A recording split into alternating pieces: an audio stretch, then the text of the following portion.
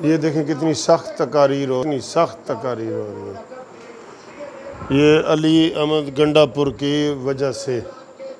واپس لایا اگر اسی طرح کی گفتگو ہوگی پھر یہاں پہ محفوظ کوئی بھی نہیں رہے گا، یہ سیاست تباہی کی طرف لے کے جائے گی۔ آپ اگر اس فلور پہ کھڑے ہو کر کسی کی لیڈرشپ پہ بات کریں گے، کشمیر بھیج دیا تو آپ کو بتانا پڑے گا کہ آپ نے کشمیر کے صوبے کے لیے کیا کارکردگی کی ہے۔ یہاں کوئی دودھ کا دھلا ہوا نہیں ہے، آپ فوٹو شاپ کے ذریعے اس ملک میں نہیں رہ سکتے، آپ کو اصل میں آنا پڑے گا اس ملک میں، آپ کو یہاں کھڑا ہونا ہوگا اپنی عوام کے ساتھ۔ یہ پی ٹی آئی کا ہے، یہ پی ٹی آئی کے ہیں لوگ۔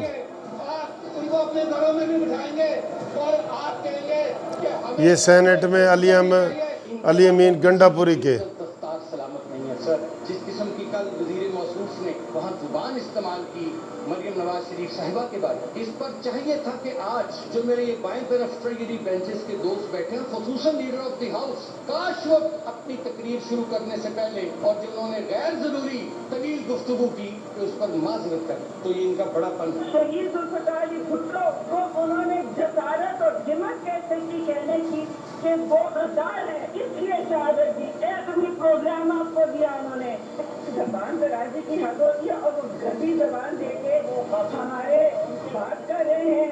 جیو نیوز یہ پی ٹی آئی حکومت جو ہے یہ انارکی پھیلانا چاہتے ہیں، یہ ان کو کوئی وہ نہیں ہے کہ کسی کی دل آزاری ہوتی ہے۔ بھٹو کو انہوں نے غدار کہہ دیا، مریم نواز کو انہوں نے ڈاکو رانی کہہ دیا۔ یار کوئی احترام ہی نہیں ہے، کوئی عورت کا احترام نہیں ہے، کوئی فوت ہوئے بندے کا احترام نہیں ہے۔ وہ سب نے کہا ہے کہ بھی زندہ آدمیوں کے ساتھ جو آپ نے گلے شکوے کرنے ہیں کرو، جو فوت ہو چکے ہیں ان کو تو بخش دو۔ یہ اس نے رضا ربانی نے یہ کہا ہے اور وہ بڑے سخت ناراض ہوئے ہیں۔ یہ عمران کی یہ پالیسی ہے کہ ان دونوں کے خلاف دشمنی میں ابھار کے اپنے پارٹی کو اکٹھا کر رہا ہے۔ وہ جس کی پارٹی میں وہ کل ایک پروگرام کیا تھا کہ اس کی پارٹی میں وزیروں میں کتنے اختلافات پیدا ہو چکے ہیں، لیکن نہیں، یہ بات ہوئی ہے۔ اور دوستو ابھی جب میں یہ ویڈیو بنا رہا ہوں نا، ابھی اس میں یہ آ رہا ہے کہ پیٹرولیم مصنوعات میں اضافے کا اعلان کیا جا رہا ہے، اور اضافہ کیا ہے وہ لکھا ہوا آ رہا ہے کہ پیٹرول کی قیمت میں بڑھانے کا فیصلہ۔ پیٹرول کی قیمت 11.5 روپے پر لیٹر، اوگرا کی پیٹرول کی قیمت 11.5 روپے فی لیٹر اضافے کی تجویز۔ پھر مٹی کے تیل میں اضافہ، پھر ڈیزل میں اضافہ، ڈیزل کی قیمت میں 2 روپے 40 پیسے اضافہ، یہ 14 روپے ہو گیا دونوں ملا کے۔ اور اسی طرح دوسرے جناب اوگرا مٹی کے تیل کی قیمت میں 1.5 روپے اضافہ، تو 15 روپے یہ مزید اضافہ کر رہے ہیں، اور پچھلے 15 دنوں میں بھی انہوں نے اضافے کیے ہیں۔